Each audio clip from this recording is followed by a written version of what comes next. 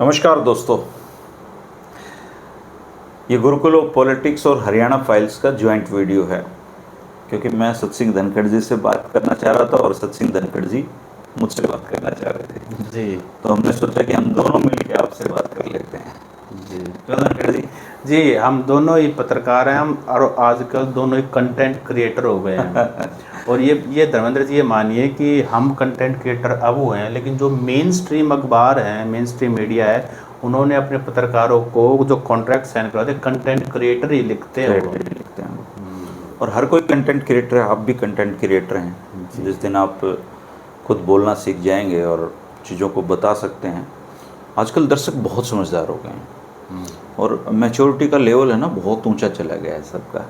तो अब ये जो पहले पॉलिटिशियन शाणे बनते थे ना, और मुझे लगता है जनता इनसे ज़्यादा शाणी बन चुकी है। जी, इंडियन पार्लियामेंट में देखिए जिस तरह की पिक्चर अभी सामने आई है, बहुत सारे ऐसे लोग जो उनका एरोगेंस का लेवल नेक्स्ट लेवल था, अब सभी ज़मीन पर सभी के पैर हैं। मैं कहा ये सिर्फ समझदारी जो है मतदाता की है, वोटर्स की है, लोगों की है। तो मैं दर्शकों से भी चाहूँगा कि वो कमेंट करें कि हरियाणा में आज के दिन बीजेपी और कांग्रेस कहाँ पर खड़ी हैं और मतदाता उनके बारे में क्या सोच रहे हैं। इसी विषय पे आज हम बात करने वाले हैं। धनखड़ जी, ऑलमोस्ट बराबर मत प्रतिशत है दोनों पार्टियों का जी। 19-21 की स्थिति कह सकते हो, बाकी इससे ज़्यादा कुछ नहीं है। तो आप क्या सोचते हो, हरियाणा की पॉलिटिक्स किस करवट ले रही है लोकसभा चुनाव के बाद? सर मैं ये मानता हूँ, एक तो 100 से रिवर्स गियर में है और एक 0 से 1 2 3 4 दोनों का ये है। कांग्रेस 0 से आगे बढ़ रही है और वो 100 से कम हो रहे हैं। एक गेनर है, एक लूजर। हाँ, एक गेनर एक लूजर। तो विधानसभा चुनाव में बीजेपी के लिए सबसे बड़ी समस्या ये रहेगी कि वो और लूज ना करें। और इस बार जैसे उन्होंने 400 पार का नारा दिया था, मोदी एक फैक्टर था, बहुत सारी चीज़ें थी, नेशनल मुद्दा था, तो लोकल जो पॉलिटिक्स है, लोकल इश्यूज हैं, वो उतने हावी नहीं हो पाए। लेकिन स्टेट इलेक्शंस में तो, असेंबली इलेक्शन में तो सिर्फ और सिर्फ लोकल इश्यूज ही रहेंगे, क्योंकि उस समय बीजेपी को बचाने के लिए अमित शाह, मोदी का नाम उतना बड़ा फैक्टर नहीं होगा। आपके चीफ मिनिस्टर जिन्होंने 9.5 साल किया, उनका भी परफॉर्मेंस आकी जाएगी। हाल ही में मुख्यमंत्री जी को तो ज़्यादा मौका नहीं मिलेगा करने के लिए। कल मैं एक इंटरव्यू कर रहा था खजान सिंह सांगवान जी का। खजान सिंह सांगवान जी, उनका इंटरव्यू मैंने किया। मैंने उनसे पूछा कि 3 महीने बचे हैं और ये हज़ारों हज़ार नौकरियां देना चाहते हैं, क्या ऐसा पॉसिबल है? उनका ये कहना था कि ये टेक्निकली पॉसिबल नहीं है। कब तो वो एडवर्टीजमेंट निकालेंगे, फिर फॉर्म्स भरे जाएंगे, फिर उनकी स्क्रूटनी होंगी, फिर उनको बुलाएंगे। 3 महीने में क्या ये दिसंबर तक नहीं कर पाएंगे, अगर ये सुपर सोनिक स्पीड से भी चलें तो। लेकिन बीजेपी दावा कर रही है कि हम वो तो बिल भी ला रहे हैं ना 5 नंबर के लिए। लेकिन समय तो नहीं है ना सर, कब बिल आएगा, फिर लागू होगा, फिर नोटिफिकेशन होगा, और फिर केस नहीं होगा। हाँ, लेकिन लीगल स्क्रूटनी तो उसको हर हाल में, नहीं तो फिर तो इंडियन पार्लियामेंट या स्टेट असेंबली कोई भी बिल ले आएंगे कि हमारे प्रदेश में कोई भी मुसलमान बिल भी तो चैलेंज हो सकता है। हाँ, बिल चैलेंज हो सकता है। लीगल स्क्रूटनी तो उनको हर हाल में पास करनी पड़ेगी। मुझे लगता है वो यही बात है कि भाई अगर लोगों को आप मना नहीं सकते तो बहका दो। ये बहकाने वाला प्रोसेस चल रहा है, ऐसा समझ में तो यही आता है। नहीं, अगर आप पूरे इसका हरियाणा का ही सिनेरियो देखोगे तो जो बेरोजगारी है वो न केवल लोकसभा चुनाव में एक बड़ा मुद्दा बने, बल्कि विधानसभा में तो वो बहुत ही विकराल रूप धारण करने वाली है, कर चुकी है। हाँ, ये बेरोजगारों का जो इशू है, ये समझ में नहीं आ रहा है इनको कि ये कितना बड़ा इशू है और इसके पीछे क्या क्या टेक्निकल चीज़ें हो रही हैं। और बेरोजगार नहीं, इवन जो ग्रुप सी के कर्मचारी, डी के कर्मचारी हैं, जिनको इन्होंने लोकसभा के पहले ज्वाइनिंग दी थी, उनकी तनख्वाह भी नहीं आई है। अच्छा, 56-57 के जो युवाओं की भर्तियाँ अब बेचारे इतने साल से केस लड़ रहे थे, वो ख़त्म हो गई हैं। टीजीटी का मसला एक अलग से है।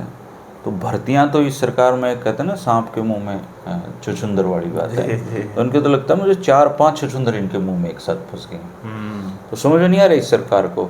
दूसरा, लीगल पॉइंट ऑफ व्यू पे इतनी बड़ी फौज है इनकी, मुझे लगता है जो सिफारसी लोग भर्ती होते हैं उन्होंने इनका बड़ा सा नुकसान किया है। 5 नंबर का जो ग्रेस मार्क्स दे करके इन्होंने जो नौकरियां दी हैं, अब ये बताइए, सुप्रीम कोर्ट ने निरस्त कर दिया है, उसके बाद उनकी नौकरी का बनेगा क्या?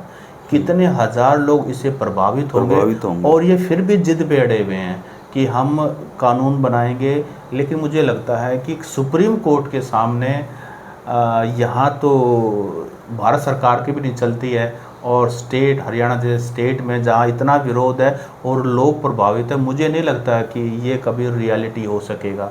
और ना बीजेपी के पास आज वो मेजॉरिटी है, अपनी सरकार बचानी मुश्किल हो रही है। और ये 2/3 मेजॉरिटी से अगर इस तरह का कोई बिल ले भी आते हैं, अगर ऐसा संभव है नहीं, अगर ले भी आते हैं तो उसके बाद कोर्ट का डंडा तो इनके ऊपर रहेगा। अभी ना धनखड़ जी ऐसा लग रहा है ये सरकार नहीं चला रहे बल्कि रो रहे हैं। और सुबह हमारे पास कर मेरे एक बहुत अच्छे भाई साहब हैं, उन्होंने एक चुटकुला सुनाया। हाँ। पता नहीं इनसे कितना रिलेवेंसी करेगा, पर चुटकुला बहुत अच्छा है। हाँ, हाँ। कि एक किसान है ना, खेत में हल जोत रहा था, तो बिजोटी से उसने बीज निकाले अपने और बोने लग गया, तो एक गादड़ आ गया। उन्होंने जमींदार से पूछा कि भाई क्या बो है? किसान है। बोले भाई मैं तो बाजरा बो रहा हूँ। बोला बहुत अच्छी बात है। बोले तो इसमें काकड़ी के बीज भी गिरेगा? बोले हाँ भाई काकड़ी के बीज भी गिरेंगे। तो गादड़ खुश हो गया, भाई चलो कुछ तो खाने को मिलेगा। फिर उसने कहा कि फिर तो इस खेत का बाढ़ भी करेगा? बोला बाढ़ तो करनी पड़ेगी, लेकिन बाढ़ में इनकी है ना वो उसकी करूँगा, घास फूस की, ताकि कोई खाना भी चाहो काकड़ी तो आराम से कूद के। गदर बड़ा खुश होया। एक और क्या चाहिए? बोले भाई रुखाड़ा भी बिठाओगा किसान किसी को? बोला भाई रुखाड़ा तो बिठाना पड़ेगा, लोग न्यू कह देंगे खेत छोड़ दिया खुला, तो मेरी माँ है उन्हें कम दिखा है, उसने बिठा दूंगा। तो गदर खुश होया, भाई दिखा ही कौन का ताई नाराम, तो गदर काकड़ी खा लिए। तो बोला और कोई भी होगा? बोला हाँ भाई उसके लिए हमारा जबरू कुत्ता भी बैठेगा। तो जबरू कुत्ता बैठने का मतलब है गादड़ की पंख पाड़ देगा वो। तो गादड़ बोला खेती कराएगा रो है।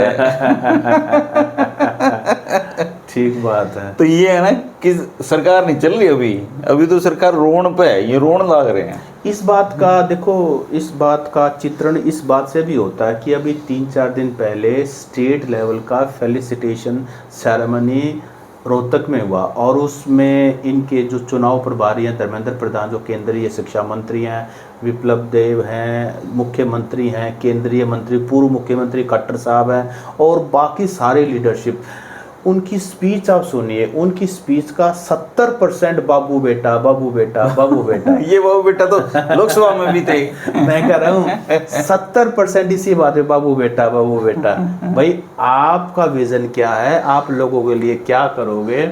मतलब उनके पास कुछ नहीं, उनको ये समझ में नहीं आ रहा कि कांग्रेस में बाबू बेटा कोई समस्या नहीं है। अगर उड्डा बाबू बेटा कर रहा है तो सोनिया भी तो माँ बेटा है। हाँ, सोनिया माँ। कांग्रेस में ये कोई इशू ही नहीं है जी। हाँ, ये इशू नहीं है। लेकिन आप ये बताइए कि बाबू बेटा, चलिए एक बार के लिए मान लेते हैं दीपेंद्र सिंह हुड्डा को नेपो किड ये कह रहे हैं, तो 2005 में पहली बार उनको जब टिकट दी तो लोग हरा देते, 2009 में हरा देते, 2014 में हरा देते, 2019 में हरा दिया, लेकिन इस बार 3,45,000 से जिता दिया। तो आप ये कि टिकट तो मिल सकती है लेकिन जीतना, अगर बाबू बेटा है तो फिर बीजेपी राव इंद्रजीत के बाबू बेटे को कैसे रोकेगी? जी जी। और चौधरी बीरेंद्र सिंह और धर्मवीर सिंह जी के बाबू बेटे को कैसे रोकेगी?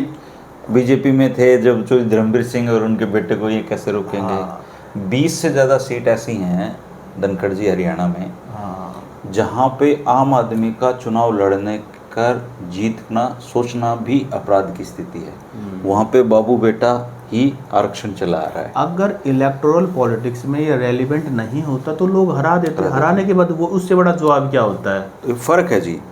आप और मैं चुनाव में उतरे हैं, हमारा ये पहला चुनाव होगा, हमारे पास एक्सपीरियंस भी नहीं होगा, हमारे पास संसाधन भी नहीं होगा।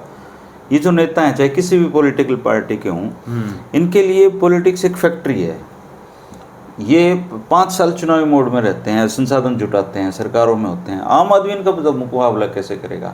दूसरा जो आम वोटर है वो इन्हीं को इसलिए प्रेफर करता है क्योंकि इनके पास ताम झाम बड़े होते हैं, गाड़ी घोड़े होते हैं, आदमी प्रभावित हो जाता है इनसे। बिल्कुल होता है। उनको ये लगता है कि ये जीतेंगे तो मंत्री भी बन सकते हैं, तो वो इनको ज़्यादा सपोर्ट करता है। तो ये जो नेपोक्रेसी का जो मामला है मुझे लगता है ये कोई इशू अब बीजेपी इनको खुद ये इनके साथ गादड़वाड़ी बन रही है। हाँ। तो ये इनको सरकार भी चाहिए और रियल इशू तक ये पहुंच नहीं पा रहे हैं। काम करने को 10 साल थे इनके पास जी, 10 साल में चाहते तो हरियाणा को चमका सकते थे ये। बिल्कुल चमका सकते थे।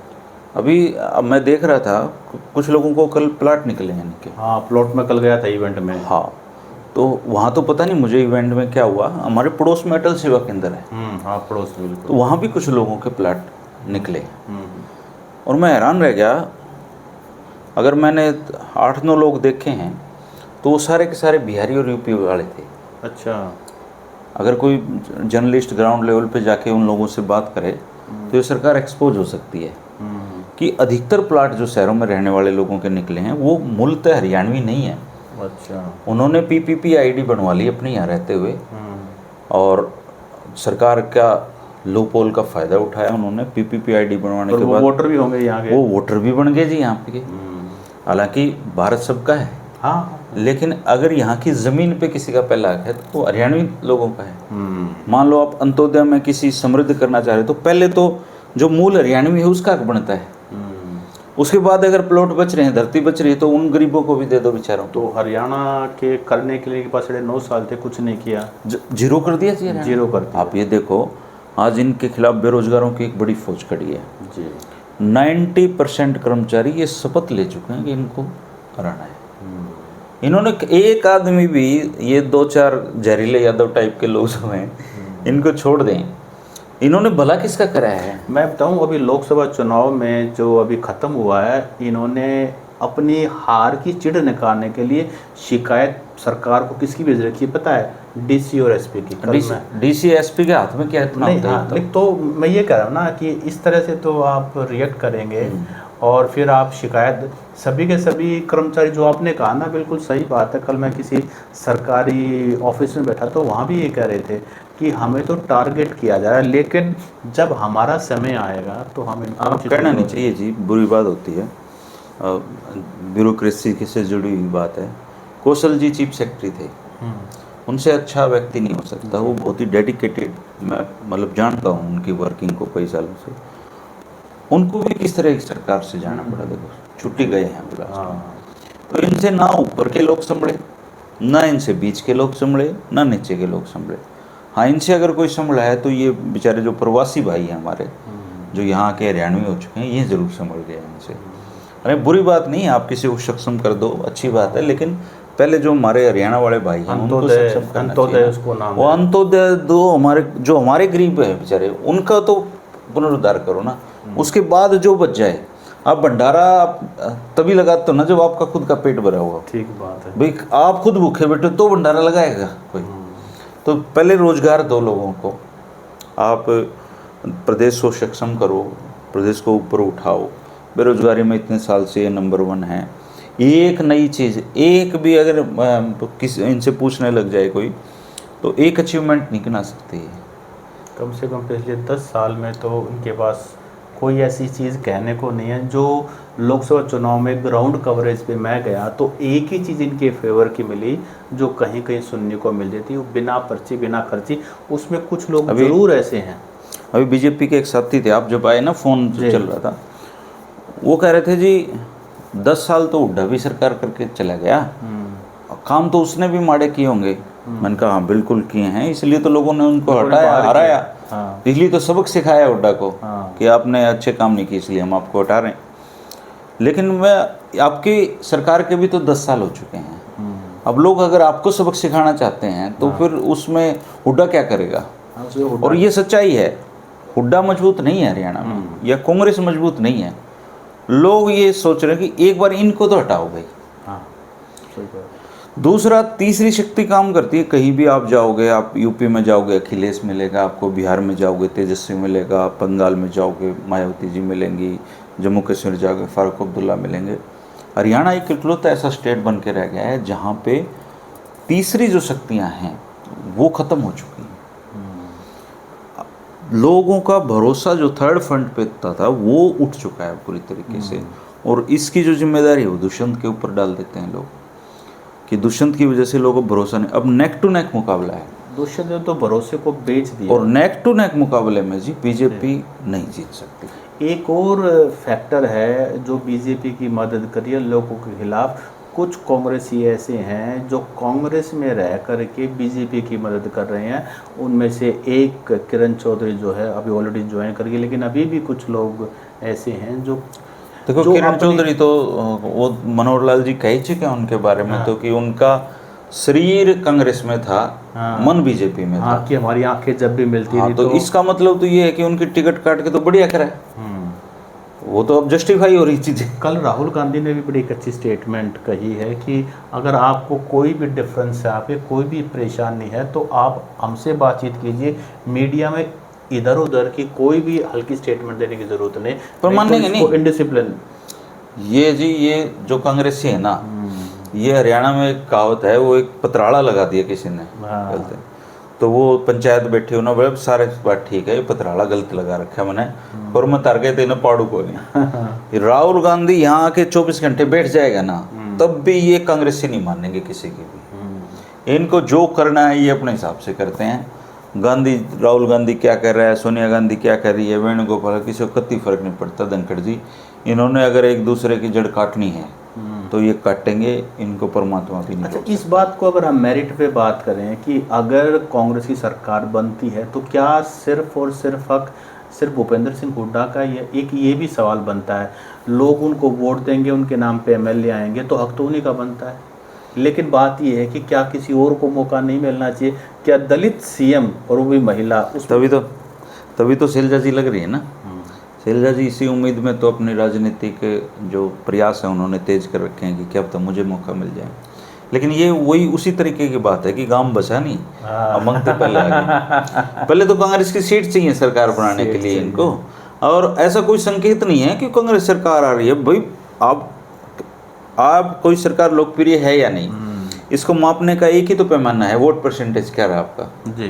भाई जब आप बराबर बराबर खड़े हो, दो चोटी के पहलवान हैं, दंगल में उतरे हुए हैं, तो आप कैसे अज्यूम कर सकते हो कि फलाना जीते? लेकिन इसमें ये है कि क्राउड जो है वो एक पहलवान की तरफ है, क्राउड उनसे एंटी हो चुका है। हाँ, तो जिसके लिए मोटिवेशन होगा, जिसके लिए जयकारे लगेंगे, वो जयकारे तो कांग्रेस वाले पहलवान के लिए है। लेकिन इसमें जो असली जो चीज है, अब सोचने वाली बात है, जो मुझे जो सूचना मिल रही है, जैसे बीजेपी है, बीजेपी 80% 90 में से 80 कैंडिडेट करीबन नहीं देगी, ऐसी सूचनाएं आ रही हैं कि उन्होंने ये तैयार किया है कि हम सिर्फ 10 ही जो कैंडिडेट हैं उनको रिपीट कर रहे हैं। पिछली बार चाहे जो जीता हो और जो हारा हो, उसको ला ही नहीं रहे हो।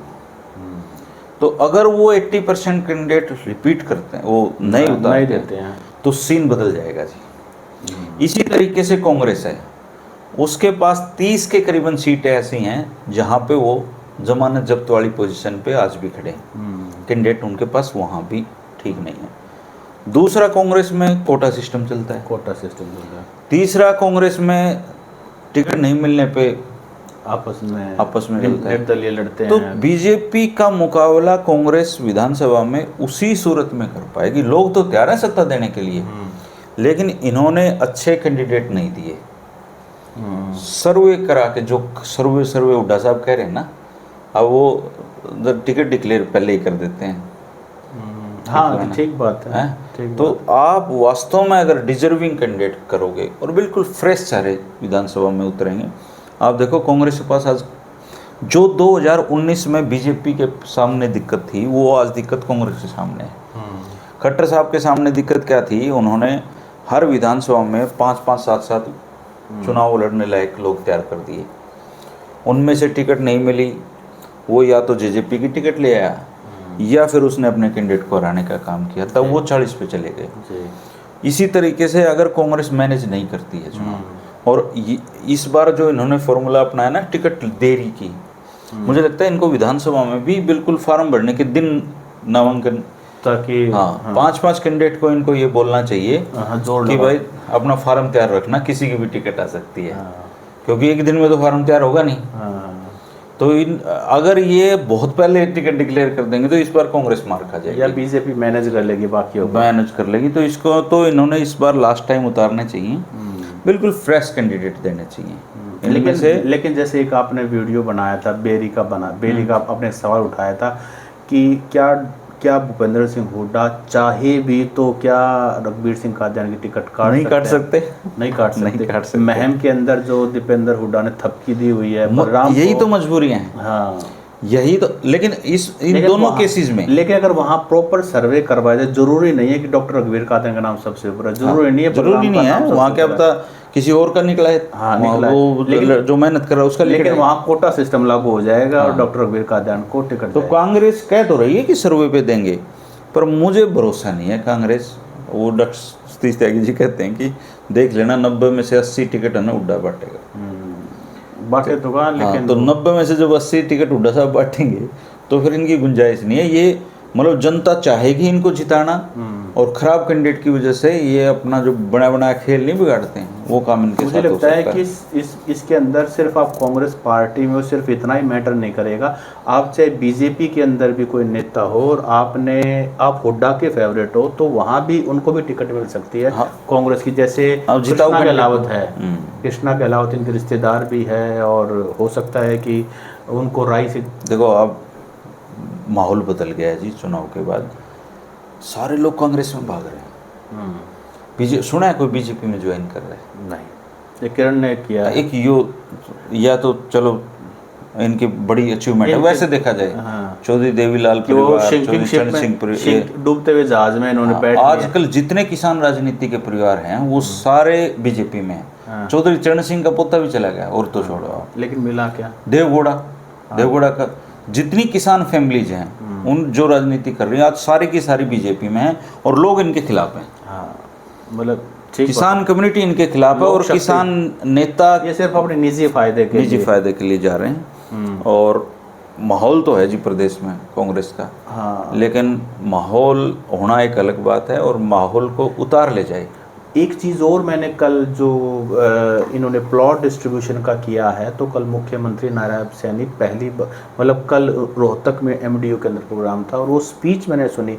कल मैंने एक चीज़ और ऑब्जर्व की, अब तक नायब सैनी को जितना भी समय मुख्यमंत्री बने हुए हो गया है, उसमें कल पहली बार वो रोहतक में हुड्डा के खिलाफ ऐसे गरजे हैं, मैंने पहले उनकी शैली ऐसी नहीं देखी है। तो एक चीज़ क्लियर है कि नया एडमास्टर हो ना वाल गणे पिटा करे। देखो नायब सिंह सैनी जी जैसे किस्मत है किसी की, अगर मनोहर लाल जी की नज़रों में नहीं आते जी, तो देखो पहले बिड़ते ही आपको सांसद बनाया, फिर आपको प्रदेश अध्यक्ष बनाया, फिर आपको मुख्यमंत्री बनाया। आज भी ये तो वो आदमी हैं जो पहली क्लास में जाए बिना पीएचडी की डिग्री मिल गई। तो अब ले दे के 4 महीने मिले हैं, 4 महीने में गरज लो, बरस लो, लड़क लो, कुछ कर लो। इनका एक्सटेंशन तो जब ही होगा जब 4 महीने बाद प्रदेश में बीजेपी की सत्ता बढ़ जाती है।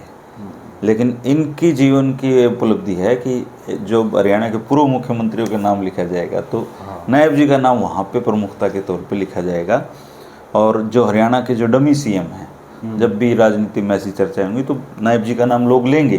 बिल्कुल, और अभिशप्त हैं वो इस चीज़ के लिए, चाहे बेचारे वो काम करने की कोशिश कर रहे हों, लेकिन उनके पास अब गरजने बरसने के अलावा तो विकल्प नहीं बचा, बरसना पड़ेगा। हाँ, और एक गलती और करते हैं, रणनीति बदलनी पड़ेगी इनको। हाँ, हुड्डा के खिलाफ गरजने बरसने से काम चलेगा नहीं इनका। टेक्निकल दिक्कत यह है कि जिन लोगों को ये हुड्डा के खिलाफ बरस के सुनाना चाह रहे हैं बात, वो तो ऑलरेडी इनके वोटर हैं। हाँ, ठीक बात है। तो हुड्डा के ऊपर व्यक्तिगत हमला बोलने की बजाय ये लोग हुड्डा के जो विरोधी हैं, जो साइलेंट रहते हैं, उनको अगर खोजे ना तो ज़्यादा बेनिफिशियल बात है। जो प्लॉट डिस्ट्रीब्यूशन का है 30-30 गज के शहरों में दिए हैं, 1-1 लाख रुपए जमा करें, कहीं ना कहीं गरीबों को ये मैसेज देना चाहते हैं कि बीजेपी सरकार ही है जो आपका ध्यान रखती है। लेकिन बात ये है कि अब बहुत लेट हो चुका है, और ये जो कुछ भी करें बड़ा सिंबॉलिक सा है। अगर इनको प्लाट कितनों को दे दो, कितना देश में आप मान लो 1 लाख प्लाट दे दिए, 1 लाख प्लाट वही वोट देंगे आपको। दूसरा जिसने प्लाट मिल गया, जिनको नहीं मिला और जिनको मिलना चाहिए, जिनको मिल गया वो भी, वो अब अगली सरकार ने वोट देंगे। कि भी इन्होंने तो प्लाट दे दिया, ये कि में और देंगे। देखो गरीब की सुविधा कोई नहीं छीन सकता। हाँ हाँ वो कंबल वाली बात है वो सुना वो गुड़ू फूकाड़ा उन्हें। हाँ ना नहीं। एक वो ज्योतिषी के पास चला गया एक आदमी, अच्छा तो उन्हें उसका देखा और हाथ देखा, बोला 500 रुपये दे दे। हाँ बोले जी 500 तो नहीं है। हाँ बोला 200 दे, तेरे कष्ट का निवारण होगा। हाँ। आखिरी में 10 पा लिया। बोला जी 10 भी नहीं है। तो बोला भाई तेरा कोई पुंज नहीं पाट सकता, तू जा। तेरा के तो शनिवार दिक्कत मेरा किसको है? ना तो अमीर को दिक्कत, हाँ उसको उड्डा है खट्टा है, क्या फर्क पड़ता क्या है? फर्क पड़ता है? जिसकी जेब में माल है हाँ। उसके लिए किसी सरकार का कोई मायने कोई नहीं, मायने सरकार उसके आगे होकर चलती है। ठीक बात है। ये मैंने तो ये बहुत बड़े बड़े लोग पैसे वालों की चाकरी करते देखे हैं। एक छोटा आदमी है जिन्हें रोज कमाना रोज खाना, उन्हें खट्टे तो के लेना देना। अगर उसको मान लो प्लाट मिल भी गया, अब 5 साल बाद देखना भी क्यों मिलेंगे सारे।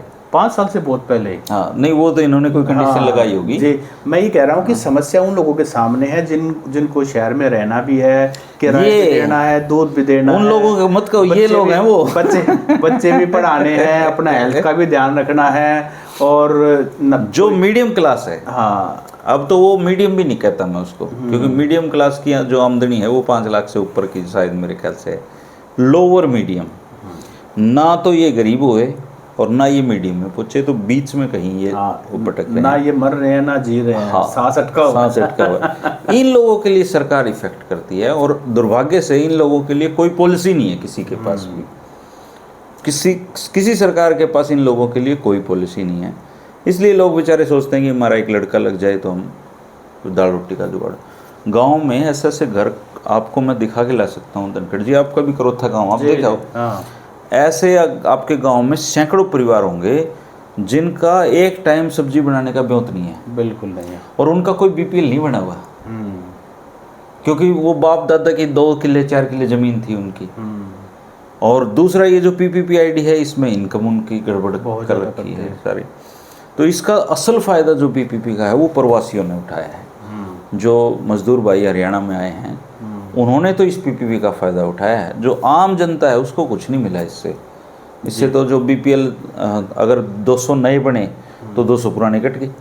ठीक बात, इतना ही तो है। बुजुर्गों को पेंशन है, क्या खट्टर साहब रोक सकते थे या नायब शनी रोक सकते हैं, या उड्डा रोक देगा या कोई रोक देगा? इनकी तो बढ़नी है, बढ़ानी पड़ेगी। आपने एक सुविधा जो एक बार मेरी जेब में डाल दी, आप कोई सरकार उसको नहीं छीन सकती।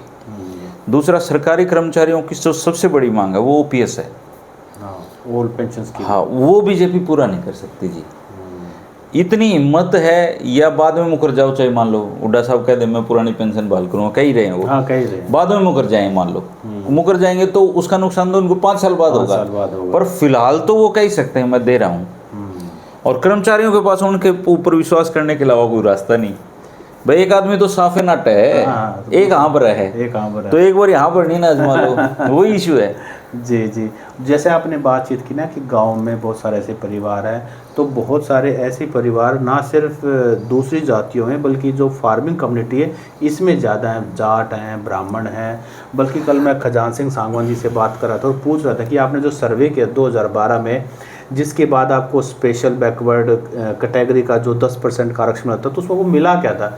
तो ये कह रहा था कि मेरे हिसाब से, हमारे सर्वे के हिसाब से हरियाणा में यादव और जाट दोनों ही एग्रीकल्चर क्लास हैं, और दोनों परिवारों में कोई फर्क नहीं, उनकी भाषा में फ़र्क हो सकता है, ज्योग्राफिक लोकेशन में फ़र्क होता है, मतलब दोनों का बड़ी समस्या है। मतलब उनके पास अब कुछ बचा नहीं है उनके पास, और ख़ास करके छोटा जमींदार। फिर मैंने ये कहा कि फिर आपने जाटों को दिया क्यों नहीं?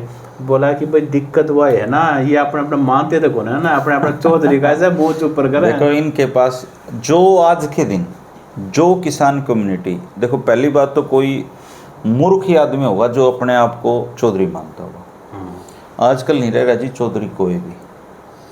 बड़े बड़े चौधरियों के जो बालक हैं वो इंस्टाग्राम पर रील देखते हैं और हुक्का पीते हैं, इसके अलावा कोई काम नहीं है उनको। ड्रग्स भी ये करने लगे। हाँ, गांव में जाओगे कोई गांव ऐसा बच रहा होगा जड़ा 150 नशेड़ी सुल्फेड़ी दारूबाज गांव में नहीं होंगे।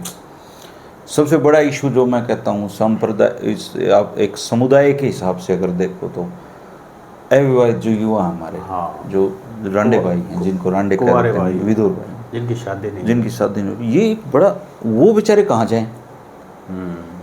वो उसके सारी सब तरह की दिक्कत है ना, तो उनको कोई पास बिठा सकता, उनके ऊपर ताने कसे जाते हैं। और आप हैरान हो गए, सिल्लू है वीरेंद्र सांगवान भाई, और मेरा बहुत अच्छा साथी है, उसने ये आवाज़ उठाई थी कि जो विदुर हैं उनको पेंशन दो आप जी। और अफसोसजनक बात यह है कि एक गांव में मुश्किल से 10 लोगों की पेंशन बनी होगी, जबकि गांव में ये संख्या 200 से पार है हर गांव में जी।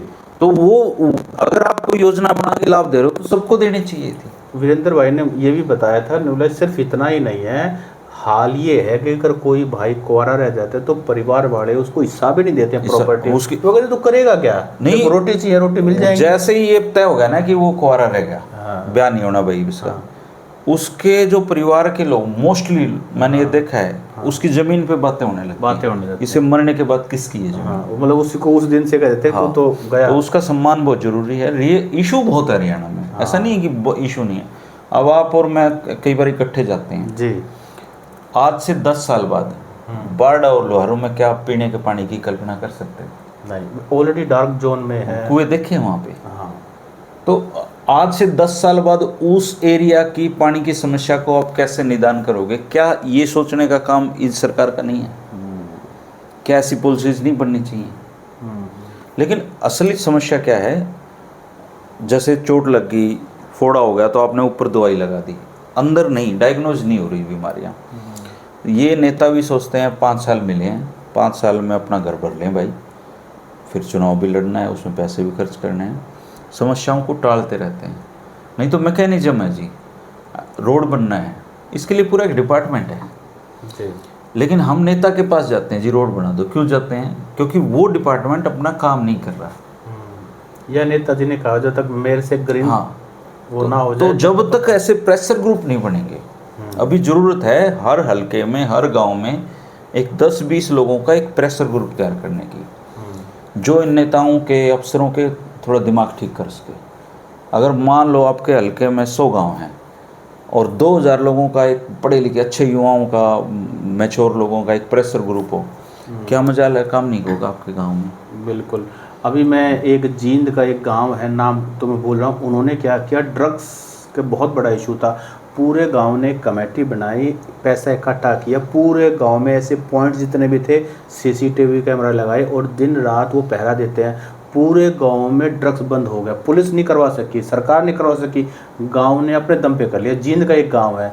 और जो वैसे जींद से याद आया मुझे, कल कोई पंचायत हुई थी वहाँ पे नहीं वो कच्चा पहनने में रोक लगाई। गुस्कानी गांव है, भिवानी का गुस्कानी गांव है। उन्होंने वो महिला सरपंच है शायद 30 साल की, तो वो कच्चा पहन के वो मोर मरवाने आ जाते हैं। तो कल रात को 10 बजे मेरी बात हुई है, सोर्स है वो।